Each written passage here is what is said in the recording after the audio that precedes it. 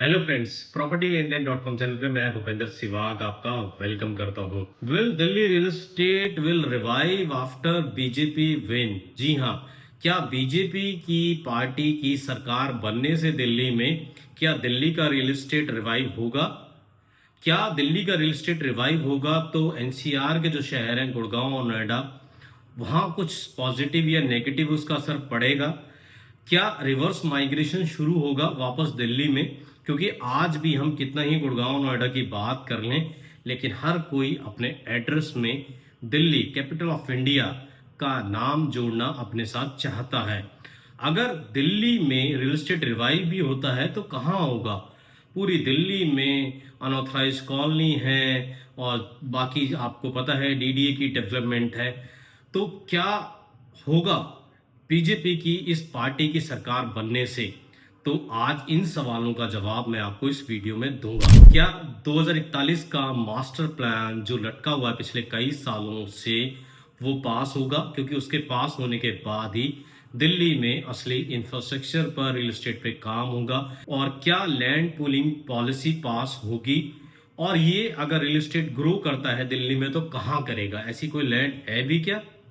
आज इन्हीं सवालों का जवाब मैं आपको दूंगा। तो आज का वीडियो बहुत इंटरेस्टिंग होने वाला है। आज से अगले 10 साल 15 साल तक का विजन आपको इस वीडियो में मिलने जा रहा है, जो मैं आपको इसमें बताने जा रहा हूं।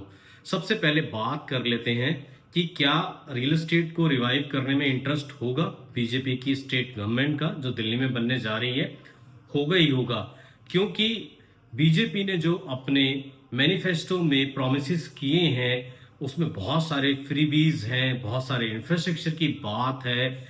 10,000 इलेक्ट्रिक बस चलानी है, आरआरटीएस को शुरू करना है, एलिवेटेड हाईवेज बनाने हैं, एक्सप्रेस वेज बनाने हैं, मेट्रो का एक्सपेंशन करना है। क्या इन सब के लिए रेवेन्यू कहाँ से आएगा? इन सब के लिए रेवेन्यू रियल एस्टेट से ही आएगा। और वो कहाँ पे रियल एस्टेट है, किस तरह का रियल एस्टेट है, आज आपको सब चीजें इस वीडियो में पता लगेंगी एक एक करके। इसके अलावा बीजेपी के पास कोई दूसरा चारा नहीं, मुझे लगता है कि उनके पास कहीं और से रेवेन्यू आएगा, उनको इस पे काम करना ही पड़ेगा। और हाँ, आप लोगों के मन में एक सवाल आ रहा होगा कि डीडीए क्या फिर एक डोमिनेंस की भूमिका में होगा? तो फिर कैसे प्राइवेट डेवलपर ग्रो कर पाएंगे दिल्ली में? क्योंकि जो दिल्ली का नया चीफ मिनिस्टर बनेगा उसने जरूर देख रखा होगा कि दिल्ली के आसपास जो शहर हैं गुड़गांव और नोएडा, वो कैसे ग्रो कर गए, उनके पास रियल एस्टेट से कितना रेवेन्यू आया, वहां पर इंफ्रा आया, रेजिडेंशियल कमर्शियल स्पेस आए, तभी वहां पर एम्प्लॉयमेंट जनरेट हुआ। तो दिल्ली का चीफ मिनिस्टर भी दिल्ली में इस तरह की कोशिश करेगा कि दिल्ली का जो नाम है इन शहरों के पीछे ना छिपे और दिल्ली का नाम इन शहरों से आगे ही निकल कर आए। तो मैं आपको बताऊं, 480 पेज का एक डॉक्यूमेंट है, ड्राफ्ट मास्टर प्लान है दिल्ली का 2041 का, पिछले कई सालों से लटका पड़ा है। उसकी वजह यही थी कोऑर्डिनेशन की कमी। दिल्ली में आम आदमी पार्टी की सरकार थी, सेंट्रल गवर्नमेंट आपको पता है बीजेपी की है पिछले 10-12 साल से। दोनों के बीच में कैट फाइट होती थी, पॉलिसी पैरालिसिस था, हर बात पे सुप्रीम कोर्ट हाई कोर्ट चले जाते थे। इस वजह से ये चीजें नहीं हो पा रही थी। अब चूंकि बीजेपी की सरकार बनने जा रही है और जब आप ये वीडियो देख रहे होंगे शायद सरकार बन भी चुकी होगी, तो सबसे पहले ये जो मास्टर प्लान है ये पास होगा। इसमें लैंड पूलिंग है वो पॉलिसी पास होगी, जिसमें टीओडी टीडीआर सबकी बात की गई है, जिनके आधार पर, जिनके बेस पे नोएडा और गुड़गांव जैसे शहरों में रियल एस्टेट ने ग्रो करा है, वैसे ही प्लान इसमें बनाए गए हैं। और सबसे इंपॉर्टेंट चीज ये है, इस मास्टर प्लान में साफ साफ कहा गया है डीडीए अब डेवलपर की भूमिका में नहीं होगा, डीडीए एक फैसिलिटेटर की भूमिका में होगा। यानी प्राइवेट प्लेयर्स को ओपन स्पेस मिलेगा, ओपन फील्ड मिलेगा दिल्ली में रियल एस्टेट पे काम करने का। कुछ लोगों के मन में ये सवाल आ रहा होगा, क्या रियल एस्टेट एकदम से दिल्ली में ग्रो करने लगेगा तो आसपास जो गुड़गांव और नोएडा जैसे शहर हैं वहां के रियल एस्टेट का क्या होगा? तो मैं आपको बताऊं, अगले 10 साल तक तो बिल्कुल रियल एस्टेट ग्रो करने वाला इन शहरों में बिल्कुल कुछ नहीं होने वाला। हाँ, 10 साल के बाद पता नहीं चीजें कैसी होंगी, लेकिन अगले 10 साल तक तो वहां पर आपको धीरे धीरे डेवलपमेंट दिखेगी। 5 से 10 साल में तब जाके वहां का रियल एस्टेट डेवलप होगा, ग्रो करेगा। तब तक आपको घबराने की और चिंता करने की जरूरत नहीं है। अब सवाल आ जाता है कि ये रियल एस्टेट कहाँ पे ग्रो होगा दिल्ली में। तो मैं आपको बताऊं, आपने सुना होगा आउटर दिल्ली, बाहरी दिल्ली, यहाँ पर करीब 10 विधानसभा की सीटें आती हैं और 10 की तो 10 सीटें हैं। ये ग्रामीण एरिया है, अर्बन विलेजेस है दिल्ली के। इनके बहुत ज्यादा यहाँ पर लैंड्स हैं, एग्रीकल्चर लैंड्स हैं। यहीं पर लैंड पूलिंग पॉलिसी की बात होती है, यहीं पर रियल एस्टेट ग्रो करेगा।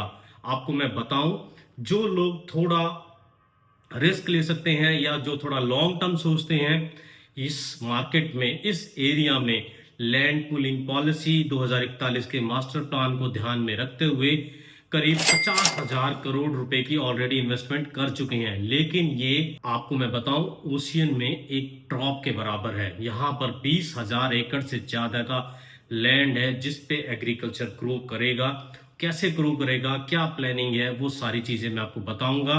और सरकार को यहीं से रेवेन्यू आएगा जब इस एग्रीकल्चर लैंड को रेजिडेंशियल, कमर्शियल और इंफ्रास्ट्रक्चर के प्रोजेक्ट्स में लाया जाएगा। लैंड का कन्वर्जन होगा, लैंड कन्वर्जन से जो पैसा आएगा, जो रजिस्ट्री होगी, जो रीसेल होगी, जो इंफ्रास्ट्रक्चर के प्रोजेक्ट आएंगे, आपका कैलकुलेटर छोटा पड़ जाएगा अगर आप कैलकुलेट करने बैठ गए कि कितना रेवेन्यू दिल्ली गवर्नमेंट को यहां से आ सकता है। चलिए एक और चीज मैं आपको बता देता हूं। पिछले कई साल से बिना मास्टर प्लान के दिल्ली चल रही है। 2021 में मास्टर प्लान खत्म हो चुका है और 2041 का मास्टर प्लान इंप्लीमेंट होना था। और वो फाइल एक बहुत ही पावरफुल है, मिनिस्टर है, उनकी टेबल पे पड़ी है, जल्दी उस पर साइन हो जाएंगे। और जिनकी बात चल रही है दिल्ली में, जिनको सीएम की कुर्सी दी जानी है, प्रवेश वर्मा आउटर दिल्ली से आते हैं, अगर वो सीएम बनते हैं तो इस पे और जल्दी काम शुरू होगा। उसकी वजह मैं बता देता हूं, वो यहाँ से एमपी रहे हैं और इसके साथ साथ उनका जो यहाँ पर पुराना घर है, पैतृक घर है, वो भी रहा है। इवन लोकसभा में भी वो इस मुद्दे को उठा चुके हैं।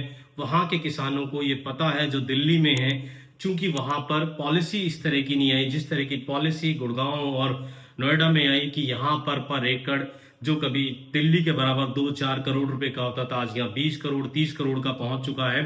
मैं आपको एग्जाम्पल के तौर पे बताऊं, बजघेड़ा गुड़गांव में पड़ता है, गांव है, अर्बन विलेज है। यहाँ पर एकड़ 20 से 30 करोड़ रुपए जमीन है और इससे 300 मीटर की दूरी पर दिल्ली पड़ता है, दिल्ली का बॉर्डर पड़ता है, दिल्ली का गांव पड़ता है। दिल्ली का जो गांव पड़ते हैं वहां पर 2 से 4 करोड़ रुपए पर एकड़ के हिसाब से आज भी जमीन मिलती है। मैं आपको बताऊं, मेरी किसी से बात हो रही थी, उन्होंने काफी इन्वेस्टमेंट यहाँ की हुई है। उनका ये कहना था कि जब यहाँ पर लैंड पूलिंग पॉलिसी, नई मास्टर प्लान की बात हो रही थी, तो यहाँ पर उन्होंने जिस रेट में जमीन बाय की थी, आज रेट उससे 1-2 करोड़ नीचे पहुंच चुका है। तो आज के वीडियो में ना सिर्फ आपके लिए इंफॉर्मेशन है, लेकिन साथ में इन्वेस्टमेंट की इतनी अपॉर्चुनिटी है कि अगर आप इस एरिया में आज इन्वेस्टमेंट करेंगे तो आपको आने वाले टाइम में 10x तो मैं कह नहीं सकता, 100x भी आपको यहाँ पे बेनिफिट, प्रॉफिट हो सकता है। कैसे जाना है, क्या करना है, उन सब पे हम बात करेंगे। उससे पहले बात कर लेते हैं पूरे इंडिया की। अगर बात करें तो मुंबई और दिल्ली ऐसे शहर हैं जहां पर एस्पिरेशन होता है लोगों का, माइग्रेशन होता है इन शहरों में रहने के लिए, आने के लिए। सिर्फ रियल एस्टेट पे ही काम नहीं करना होगा, जॉब्स क्रिएशन पे भी नई गवर्नमेंट को काम करना पड़ेगा। जॉब क्रिएशन कब होगी? जब वो रियल एस्टेट पे काम करेंगे, कमर्शियल स्पेस आएंगे, मल्टीनेशनल कंपनीज आएंगी। इंडस्ट्री नहीं लग सकती, इंडस्ट्रियों को पहले ही दिल्ली से बाहर कर दिया गया है। पोल्यूशन पहले से ही दिल्ली में बहुत ज्यादा है। तो सर्विस इंडस्ट्री है, आईटी इंडस्ट्री है, फाइनेंशियल इंडस्ट्री है, जो आप गुड़गांव में हब देखते हैं, वो हब वहां बनाने पड़ेंगे। आउटर दिल्ली के एरिया में, जहां मैंने आपको बताया 20,000 एकड़ वहां पर लैंड है, जहां पर लैंड पूलिंग पॉलिसी भी आनी है। लैंड पूलिंग पॉलिसी पे भी बात करूंगा।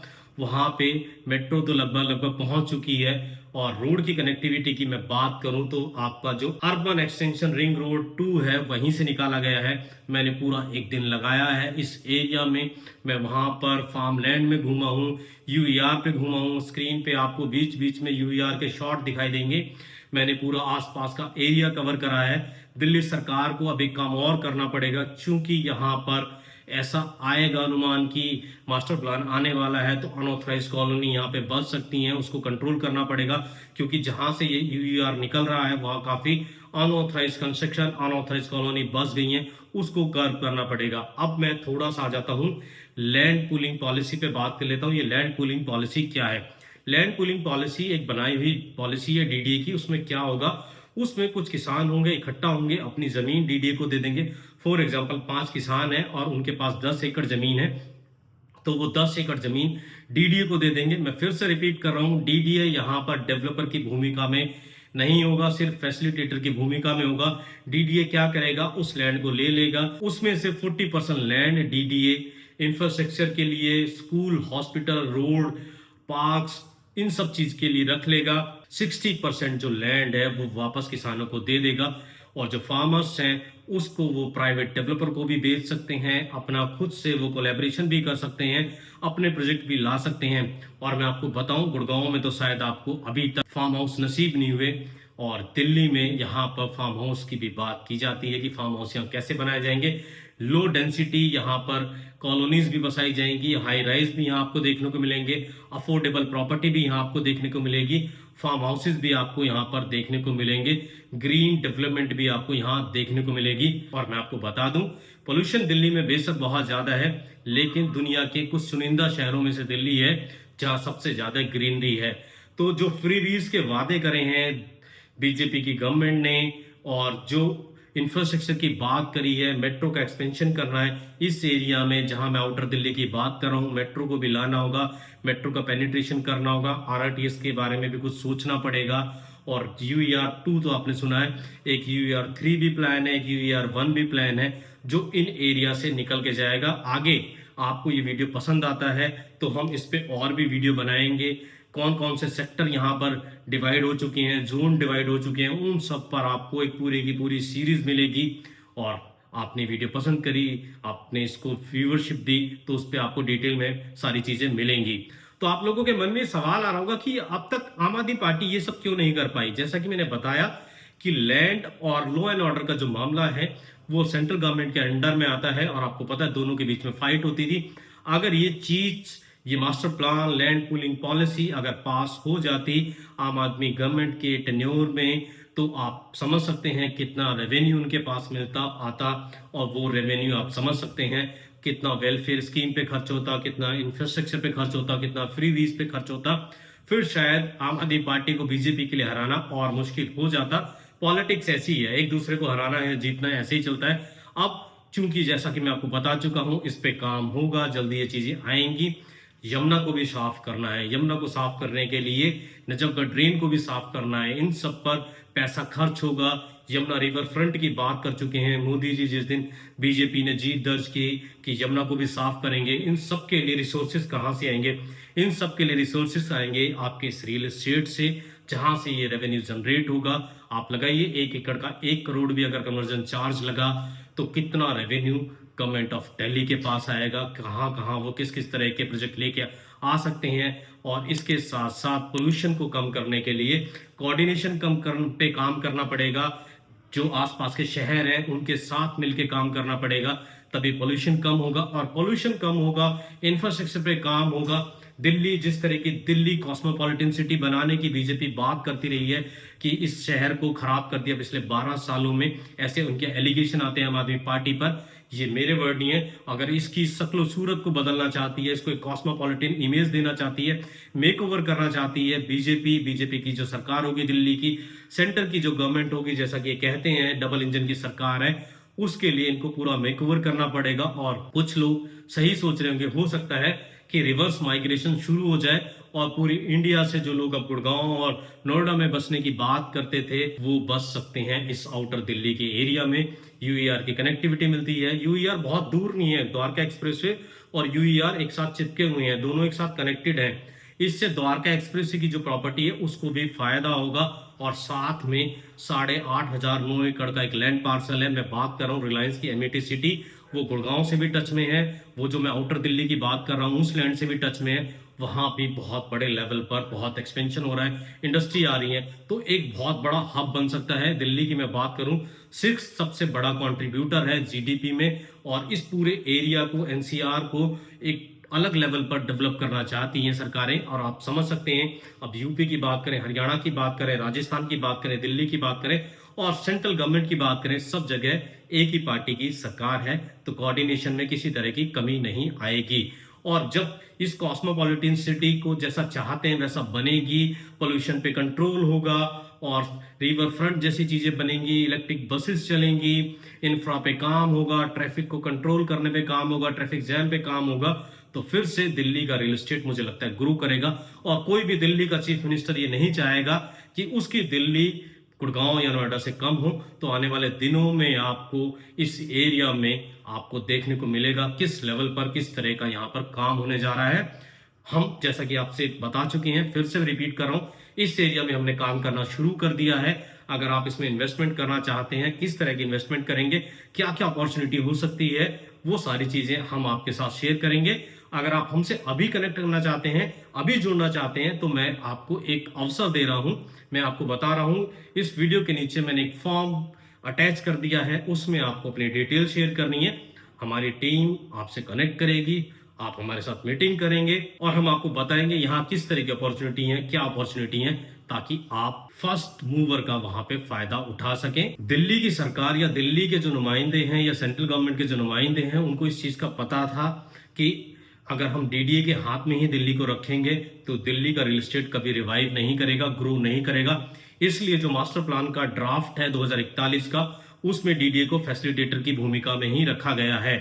जी हाँ, आप लोगों को पता है 2050-60 के दशक में प्राइवेट प्लेयर्स आए थे दिल्ली में, इसमें से एक बड़ा नाम डीएलएफ का है, जिन्होंने साउथ एक्स, डिफेंस कॉलोनी और जी के इस जैसे एरिया को, जो दिल्ली के आज भी सबसे पॉश एरिया माने जाते हैं, उसको डेवलप किया था। फिर डीडीए एक्ट आया और प्राइवेट प्लेयर्स को आउट होना पड़ा। प्राइवेट प्लेयर्स नोएडा, गुड़गांव, आसपास के शहरों में गए, वहां पर उन्होंने रियल एस्टेट को डेवलप किया। आज आप देखते हैं कि वो रियल एस्टेट कितना आगे पहुंच चुका है। इसलिए रियल एस्टेट को डेवलप करने के लिए, ग्रो करने के लिए दिल्ली में डीडीए को सीमित कर दिया गया और डीडीए ने पिछले 50-60 साल में 4.5 लाख सिर्फ मकान बनाए हैं। और पॉपुलेशन कहां से कहां पहुंच गई है, कुछ लाखों में पॉपुलेशन थी, आज वो करोड़ों में पहुंच चुकी है। माइग्रेशन बड़े लेवल पर होता है।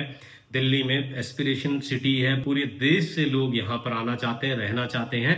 और एक एग्जांपल के तौर पे बता देता हूँ, डीएलएफ इंडिया का सबसे बड़ा in terms of capitalization group है। वो गुड़गांव में, नोएडा में अपनी प्रॉपर्टी लॉन्च करते हैं, बाकी शहरों में लॉन्च करते हैं, लेकिन जब वो प्रॉपर्टी बाय करते हैं तो आप देखिएगा वो प्रॉपर्टी दिल्ली में ही बाय करते हैं। तो आने वाले दिनों में आप देखेंगे कि ये सारे डेवलपर आपको इन एरिया में जाते हुए दिखाई देंगे और इन एरिया में डेवलपर्स के जाने से पहले आप जा सकते हैं, आपके पास अपॉर्चुनिटी है। और डीडीए को अपॉर्चुनिटी नहीं मिलेगी। डीडीए आपको पता है कैसे काली पीली नीली बिल्डिंगें बनाई हैं पिछले 50 साल में। दिल्ली का जो स्काई है, दिल्ली का जो मानचित्र है, उसको कैसे डीडीए ने बहुत अच्छा नहीं किया, खराब कर दिया है। और नरेला जैसी जगहों पर कंस्ट्रक्शन की, फ्लैट बना दिए, खाली पड़े हैं। प्राइवेट प्लेयर इस तरह की गलती नहीं करेंगे। जो दिल्ली में झुग्गी झोपड़ी बस रही थी, जो एलिगेशन लगता था आम आदमी उसको बढ़ावा दे रही है, उस पर भी कंट्रोल होगा। 50,000 मकान ऑलरेडी झुग्गी झोपड़ी वालों के लिए तैयार हुए थे, वो खाली पड़े हैं, उनको वहां शिफ्ट किया जाएगा। तो झुग्गी जो क्लस्टर्स हैं वो भी कम होंगे, उस पर भी काम होगा। और जैसा कि मैंने बताया, गुड़गांव और नोएडा में आपको पर एकड़ 20 करोड़, 30 करोड़, 40 करोड़ खर्च करने पड़ते हैं बिल्डर को। अगर आज वो दिल्ली में जाते हैं तो उनको कई तरह की स्कीम दी जाएंगी, ऑफर्स दी जाएंगे। और जो रॉ मटेरियल है, सबसे महंगा जो होता है एक डेवलपर के लिए, वो लैंड होता है। वो लैंड उनको दिल्ली में सस्ता मिल जाएगा। तो डेवलपर से पहले आपके पास अपॉर्चुनिटी, आप वहां जा सकते हैं। तो आप लोगों को मैं बताऊं, एयरपोर्ट के पास एक एरो सिटी डेवलप हो रही है, जहां बहुत बड़ी मात्रा में आपको एम्प्लॉयमेंट देखने को मिलेगी। आईआईसीसी इंटरनेशनल कन्वेंशन सेंटर है, वो भी यूएआर के पास है, वहां भी एम्प्लॉयमेंट देखने को मिलेगी। और जिस एरिया में ये रियल एस्टेट की जो मैं बात कर रहा हूँ, उत्तर दिल्ली की में, जहाँ लैंड पूलिंग पॉलिसी आएगी, वहां भी डेवलप करना पड़ेगा, तब जाकर यहाँ पर ये सारे काम होंगे। और मुझे लगता है ये काम होंगे जब हरियाणा और यूपी जैसे स्टेट ये काम कर सकते हैं, तो दिल्ली गवर्नमेंट ये काम कैसे नहीं करेगी। दिल्ली गवर्नमेंट ये काम करेगी। मुझे लगता है मोदी जी दिल्ली को जो बनाना चाहते हैं अपने सपनों की राजधानी, लोगों के सपनों की राजधानी, वो शायद आपको हकीकत होती हुई दिखाई देगी। वजह मैं बता चुका हूं कि अगर ये काम नहीं करेंगे तो 2% वोट परसेंट का डिफरेंस है। 43% वोट आए हैं आम आदमी पार्टी को, 45% के आसपास वोट आए हैं बीजेपी को। बीजेपी अगर लोगों को डिलीवर नहीं करेगी, जो उनके एस्पिरेशन जगाई हैं उसको पूरा नहीं करेगी, तो आने वाले 5 साल के बाद फिर से आम आदमी पार्टी अपना स्पेस ले सकती है। तो इसलिए मजबूरी में अब काम करना ही पड़ेगा। और 33 साल के बाद बीजेपी जीती है, उसका 33 साल का 33 इयर्स का वनवास खत्म हुआ है, वो इसको इससे आसानी से नहीं छोड़ेगी, इस पे यहाँ पर काम जरूर करेगी। और इसके साथ साथ आप लोगों को पता होगा हजारों हजार दिल्ली में ग्रुप हाउसिंग सोसाइटीज हैं जो 30 साल 40 साल पुरानी हो चुकी हैं। लोग वहां से शिफ्ट होकर नोएडा गुड़गांव की तरफ आ रहे हैं। तो अब वहां भी उनके रीडेवलपमेंट की बहुत बात चलती है, वहां भी रीडेवलपमेंट स्टार्ट होगा। तो आपको वहां भी रियल एस्टेट के प्रोजेक्ट दिखाई देंगे। मुंबई में जिस तरह आपने देखा है रीडेवलपमेंट स्टार्ट हो गया है, आने वाले दिनों में दिल्ली में भी आपको रीडेवलपमेंट स्टार्ट होता हुआ दिखाई देगा। मैं आपको बताऊं रोहिणी में, आर के पुरम में, आपका आईपी एक्सटेंशन में, मयूर विहार में, यहाँ पर सैकड़ों की तादाद में ये ग्रुप हाउसिंग सोसाइटीज है। अगर आप थोड़ा सा रिस्क लेकर वहां इन्वेस्टमेंट करना चाहते हैं तो आप उसके लिए भी हमसे जुड़ सकते हैं, क्योंकि जब ये रीडेवलपमेंट में चीजें जाएंगी तो आपकी वहां पे प्रॉपर्टी प्राइस लेस हो जाएगी। और दिल्ली की कनेक्टिविटी, जिस एरिया की मैं बात कर रहा हूँ, यहाँ से दिल्ली मुंबई एक्सप्रेसवे की कनेक्टिविटी आपको मिलती है, आरआरटीएस की कनेक्टिविटी मिलती है, दिल्ली मेरठ एक्सप्रेसवे की आपको कनेक्टिविटी मिलती है, देहरादून दिल्ली से जो एक्सप्रेसवे बन रहा है उसकी कनेक्टिविटी मिलती है। तो ये आने वाले टाइम की अपॉर्चुनिटीज है। जैसा कि मैंने वीडियो की शुरुआत में कहा था, आपको 1 साल 2 साल नहीं, अगले 5 से 10 साल का मैं एक विजन दे रहा हूं। जैसे मास्टर प्लान किसी भी सिटी का एक विजन डॉक्यूमेंट होता है, वैसे ही ये वीडियो आपके लिए एक विजन डॉक्यूमेंट है अगले 10 साल के लिए, 15 साल के लिए, कि दिल्ली का रियल एस्टेट किस तरफ जाएगा। तो आप, मुझे लगता है, मेरी बातों से बहुत हद तक कन्विंस होंगे। जो मेरी बातों से कन्विंस है वो एग्री लिखिए, जो मेरी बात से कन्विंस नहीं है, उनको लगता है कि नहीं ये चीजें नहीं होंगी, वो डिसएग्री लिखिए और साथ में उसका रीजन भी बताइए। क्योंकि जब दो तरफा बातचीत होगी तभी कुछ फ्रूटफुल निकल कर आएगा। दिल्ली की गवर्नमेंट जब यहाँ पर काम करेगी रियल एस्टेट में, वो टीओडी पे भी काम करेगी, वो टीडीआर पे भी काम करेगी, फ्लोर एरिया इंडेक्स पे भी काम करेगी, उसको भी बढ़ाना है, इन सब चीजों पे काम करेगी, स्टडी कराई जाएगी गुड़गांव की, नोएडा की, किस तरह रियल एस्टेट ने अच्छा करा, वो सारी चीजें शुरू हो जाएंगी। और सबसे पहले तो इसकी शुरुआत होगी जैसे ही मास्टर प्लान पास होगा। मास्टर प्लान के पास होती आप देखेंगे कि ये चीजें कैसे तेजी से आगे बढ़ती हैं। और अर्बन डेवलपमेंट मिनिस्टर जब हैं अब हमारे, वो हैं हमारे मनोहर लाल खट्टर, जो हरियाणा के ही सीएम रहे हैं। मुझे लगता है इस पे जल्दी ही काम शुरू होगा। दिल्ली के मास्टर प्लान में ग्रीनफील्ड डेवलपमेंट की भी बात की है, यानी बहुत लो डेंसिटी की डेवलपमेंट भी वहां की जाएगी। जो मास्टर प्लान है उसमें बात की गई है करीब 53% रेजिडेंशियल एरिया वहां पे डेवलप किया जाएगा, 5% कमर्शियल एरिया होगा और 4% इंडस्ट्रियल एरिया होगा। इसके अलावा 16% रिक्रिएशनल एक्टिविटी के लिए वहां पर होगा। आप गुड़गांव की बात करें तो गुड़गांव में नए सेक्टर डेवलप हुए, कहीं भी रिक्रिएशनल एक्टिविटी, पार्क्स, आपको इस तरह की चीजें नहीं दिखाई देती। लेकिन दिल्ली को बहुत तरीके से डेवलप किया जाएगा।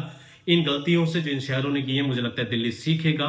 और जैसा कि मैंने कहा कि दिल्ली अच्छा करेगा और उसको करना ही होगा, दूसरा कोई रास्ता नहीं है। 12% रोड और दूसरे इंफ्रास्ट्रक्चर के लिए लैंड मास्टर प्लान में बात की गई है, उस पर काम होगा। मास्टर प्लान में ऑलरेडी 5 जोन बन चुके हैं। वो जोन कौन कौन से मैं आपको बता देता हूं।